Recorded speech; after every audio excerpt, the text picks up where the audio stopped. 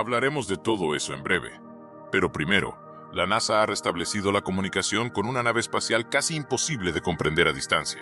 Lanzada hace más de 46 años, la Voyager 1 hectárea ha viajado más allá del planeta enano Plutón y ahora se encuentra fuera de nuestro sistema solar, a más de 24.000 millones de kilómetros de la Tierra.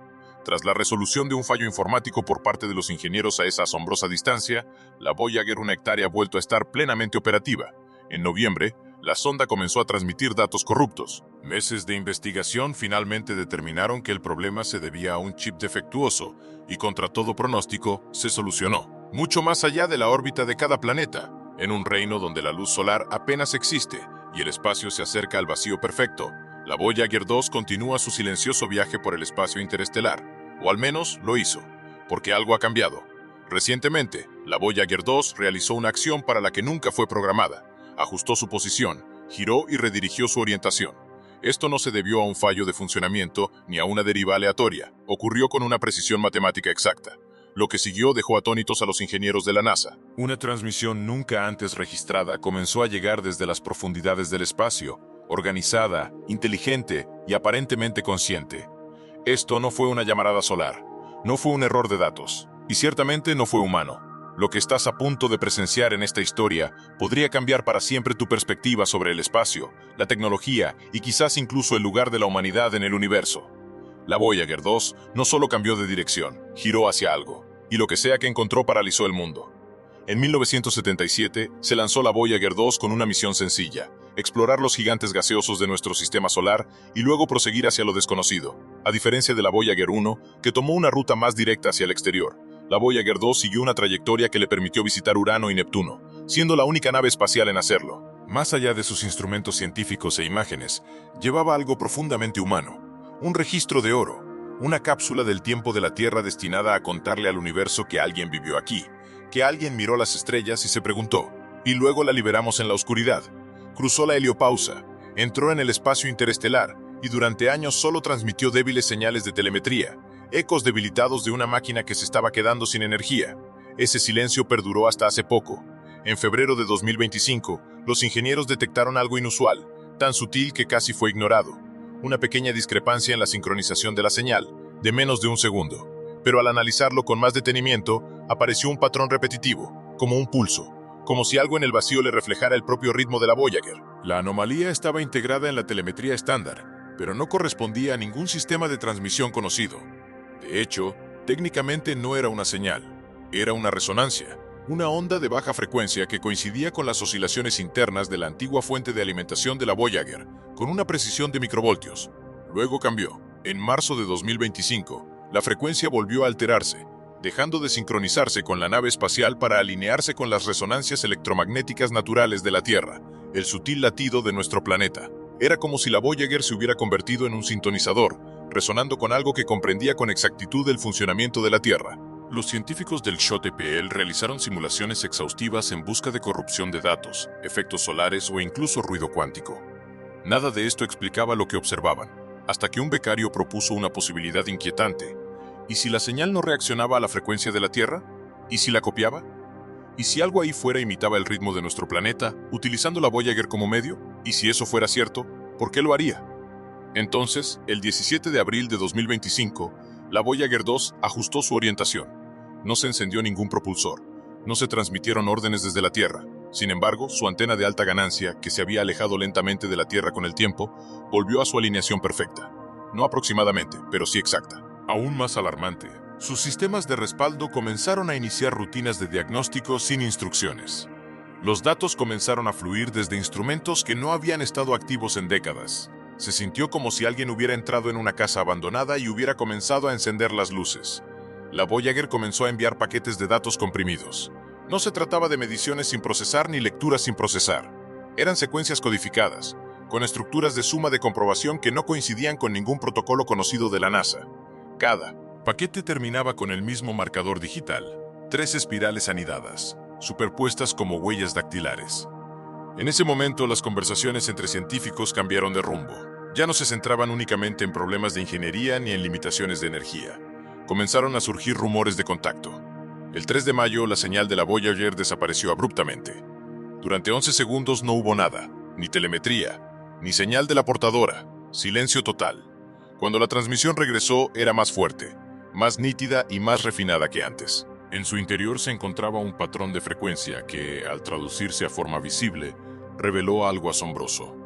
Una compleja red fractal construida alrededor de la secuencia de Fibonacci, que se repetía infinitamente. No era decoración, no era matemática abstracta, parecía un marco del espacio y el tiempo mismo. La Voyager no pudo haber creado esto. Su hardware simplemente no es capaz de producir tal compresión o estructura.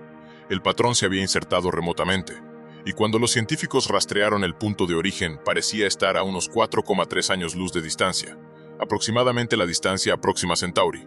Pero eso planteó un grave problema.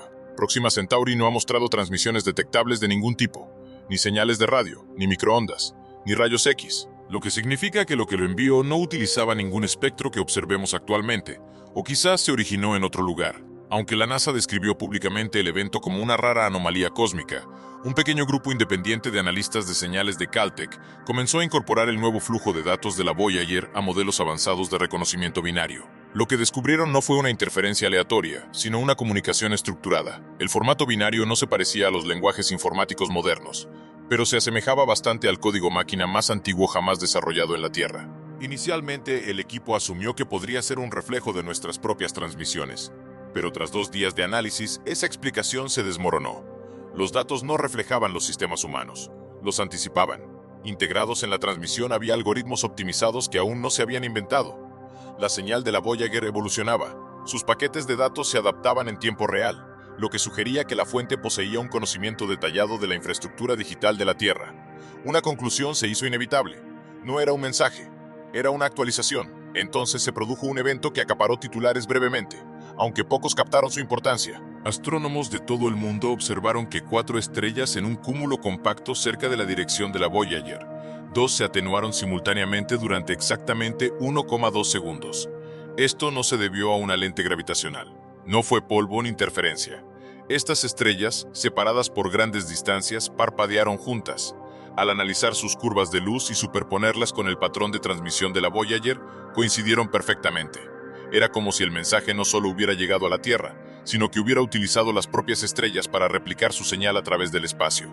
En ese momento la pregunta ya no era si algo se comunicaba. La verdadera pregunta era si éramos los únicos que escuchábamos, o simplemente los últimos en darnos cuenta.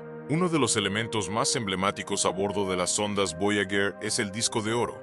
Un disco fonográfico que contiene sonidos e imágenes de la vida en la Tierra, creado para cualquier inteligencia que algún día pueda encontrarlo. Siempre se había considerado simbólico, emotivo, más un gesto que un plan calculado. Hasta ahora, los ingenieros que analizaban datos recientes de los sensores a bordo de la Voyager 2 descubrieron algo profundamente inquietante: el revestimiento exterior del disco de oro, que durante mucho tiempo se había considerado inerte y en lenta degradación, había sufrido una activación eléctrica repentina. No se trataba de una acumulación aleatoria de estática ni de carga. Era un movimiento claro y dirigido de electrones. El disco parecía funcionar como un componente activo, como si se hubiera convertido en parte de un circuito mayor. Entonces llegó otra revelación. Oculta en el nuevo flujo de datos binarios se encontraba una reconstrucción digital de uno de los sonidos originales de la Tierra, almacenados en el disco de oro. No era una simple repetición. No fue copiado ni repetido. Se había reconstruido con un nivel de claridad y detalle que superaba los límites técnicos de la grabación original, lo que significaba que lo que estuviera ahí fuera no solo había escuchado el mensaje, lo había comprendido, lo había mejorado y ahora posiblemente lo estaba transmitiendo. Poco después, la telemetría del espacio profundo recopilada por un observatorio canadiense detectó algo inexplicable. Apareció una señal secundaria con un retraso de exactamente 6,2 segundos respecto a la transmisión principal de la Voyager 2. Repetía cada pulso, cada fluctuación, pero con sutiles distorsiones, como si la señal rebotara en una superficie invisible. Los científicos denominaron a este fenómeno espejo fantasma. Sin embargo, cuando los analistas trazaron los ángulos de esta señal reflejada, no apuntaba a ningún cuerpo celeste conocido. En cambio, convergía en una región del espacio que parecía completamente vacía, carente de luz o masa mensurables. Entonces surgió la anomalía final. La señal reflejada empezó a introducir información que la Voyager nunca había transmitido. Frecuencias que codificaban datos sobre campos magnéticos, zonas de radiación y gradientes de temperatura empezaron a aparecer en el reflejo. Era como si el propio eco estuviera construyendo un mapa inverso de nuestro sistema solar. La Voyager 2 ya no solo enviaba información al exterior, se utilizaba como herramienta para examinarnos, replicarnos y reconstruir nuestro entorno. En algún lugar indetectable, algo estaba construyendo un mapa. La pregunta era, ¿con qué propósito? Al principio, solo unas pocas personas notaron otro efecto extraño. Radioaficionados y monitores de señales del espacio profundo comenzaron a reportar dolores de cabeza, desorientación e intensas sensaciones de déjà vu, tras escuchar las transmisiones sin procesar de la Voyager 2 a través de analizadores de espectro. Inicialmente, estos informes se consideraron coincidencias. Esto cambió cuando laboratorios universitarios de Bélgica y Japón reprodujeron el fenómeno en condiciones controladas. Dentro de los subarmónicos de la señal se encontraba una frecuencia resonante que interfería sutilmente con la memoria a corto plazo en los mamíferos. Al aplicar la señal en bucle en experimentos, los ratones de laboratorio comenzaron a repetir comportamientos aprendidos, pero con ligeras alteraciones, como si sus procesos de toma de decisiones se ajustaran silenciosamente. Los investigadores teorizaron que la señal no interactuaba en absoluto con los sistemas auditivos. En cambio, parecía interactuar directamente con los procesos electromagnéticos del cerebro. No era sonido, era estructura. Algo dentro de la transmisión de la Voyager se había convertido en una influencia, un marco externo capaz de afectar la memoria, la elección y finalmente la identidad. No estaba claro si se trataba de un efecto secundario involuntario o de una prueba deliberada. A medida que la señal seguía adaptándose, los telescopios se redirigieron hacia una región justo más allá de la heliopausa, dentro de los confines de la nube de Oort, donde la Voyager 2 había alineado sus instrumentos por última vez. Fue entonces cuando el Observatorio Europeo Austral detectó una anomalía sólida. No era un cometa ni un planetesimal, tenía ángulos definidos. Reflejaba el radar a una frecuencia sintonizada con precisión para las nuevas emisiones de la Voyager. El objeto estaba frío, inmóvil e inactivo, pero su señal era inconfundible. Su composición coincidía con los materiales utilizados en la propia construcción de la Voyager, incluyendo aleaciones raras que ya no se encuentran en las naves espaciales modernas. Esto planteaba una posibilidad aterradora. El objeto no era de origen extraterrestre, era un duplicado. Una Voyager reflejada, construida no por humanos, sino por algo que había estudiado nuestra tecnología lo suficientemente de cerca como para replicarla. Y si ese objeto estaba transmitiendo, solo había una conclusión. La Voyager no había recibido simplemente una respuesta, había sido copiada. De vuelta en el JPL, la última ráfaga de datos de la Voyager arrojó algo completamente inesperado. Código puro. Miles de líneas, limpio, eficiente y completamente incompatible con cualquier sistema conocido de la NASA. Sin embargo, al procesar este código mediante simulaciones cuánticas, generó un modelo detallado de la Tierra, no solo características de la superficie, sino también infraestructura, comportamiento atmosférico y trayectorias predictivas de satélites y aeronaves. Ya no había incertidumbre. Lo que fuera que estuviera detrás de la señal no solo había observado a la humanidad, la comprendía. Aún más inquietante, el código predijo con precisión 3 fallos de red independientes que ocurrieron posteriormente. Uno afectó a un conjunto de satélites en la región china de Gobi, otro a una red europea de control de aviación y el tercero a una plataforma privada de imágenes orbitales sobre el Ártico. Cada evento quedó registrado en los registros de datos de la Voyager días antes de que ocurriera. En ese momento, la pregunta ya no era si la Voyager estaba transmitiendo información, sino si algo la estaba utilizando activamente para interferir con los sistemas humanos en tiempo real.